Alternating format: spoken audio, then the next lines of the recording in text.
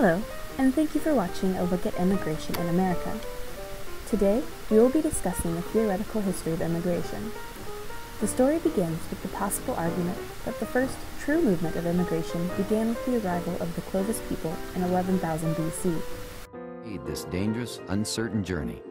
For many, it was the most difficult thing they ever did, but also one of risking it all to become American. Since then, more notable waves of immigration have come through the United States. This begins the story of immigration as we know it. What are these most notable periods of immigration? There are four. It begins in the era of colonization and continues on today in the highly debated immigration politics and policies. Let's begin our journey toward the discovery of U.S. immigration with the earliest known immigrants.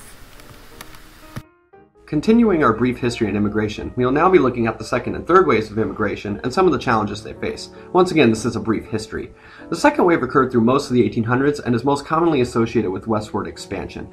During this time, there were many German immigrants who were coming over in search of a better life, but there were also many Irish immigrants who were moving to the cities, and they faced some unique challenges. The Irish immigrants moved due to the result of the potato famine, and though some were able to come over and lead successful lives, they faced some negative criticism and stereotypes. One of these, of course, was the idea that the Irish were engaging in rowdy drinking and lewd behavior, which was, of course, a negative stereotype. There was also a concern over the Irish being Catholic, and there was this idea that the Vatican or other levels would somehow weave Catholicism into the fabric of American culture and degenerate it. And of course, there was always the concern that immigrants would be taking jobs away from other people who were already living here in America. It's very relevant when you compare these ideas to the modern immigration debate because a lot of these concepts and fears still seem to be apparent and haven't gone away. The third wave of immigration is what we most commonly associate with when we think of immigration in American history. It's this idea of Ellis Island and immigrants coming in droves and in millions of numbers in search of a better life. It was during that industrial age where these immigrants really were coming for a new chance at life. Many of these immigrants were coming from Eastern Europe, and though they were able to have successful lives as well, they faced similar challenges to the second wave, especially when it came to the events of the Great Depression. The Great Depression left a great many deal of people out of work, and immigrants were quick to blame as, that argument of stealing jobs away from citizens who already lived there. Also with Eastern Europe, much like with Catholicism in the second wave, there was this fear of socialism somehow weaving its way into the American fabric.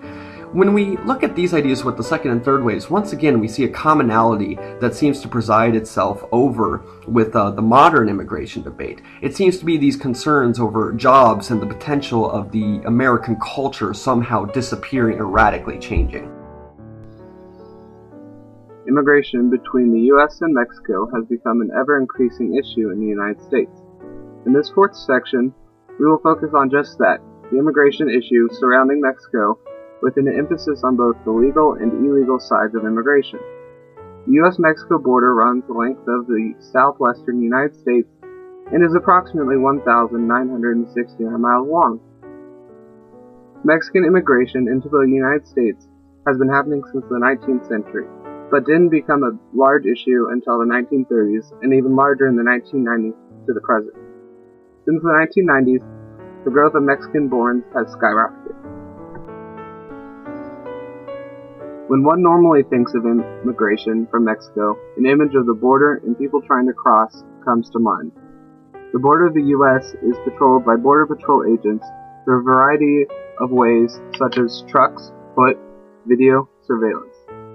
The ultimate goal is to stop, but more realistically, limit the amount of illegal immigration. The ultimate goal of most of these immigrants is the hope of achieving the American dream. The promise and hope is such a draw that people and even families test the harsh conditions of the desert to try to create a new life for themselves. Once into the United States, Mexican immigrants tend to find jobs in the labor fields, doing construction, farm labor, manual labor, or working in the food industry. One of the main problems with these workers is that they tend to work for less and are not taxed, so they are more desirable to possible employers compared to the blue-collar workers already in the United States. There are ways for immigrants to become U.S. citizens, however, and that is the United States Citizen Test. The benefits of letting immigrants become citizens is they will start paying taxes, can vote, and be a part of the United States society.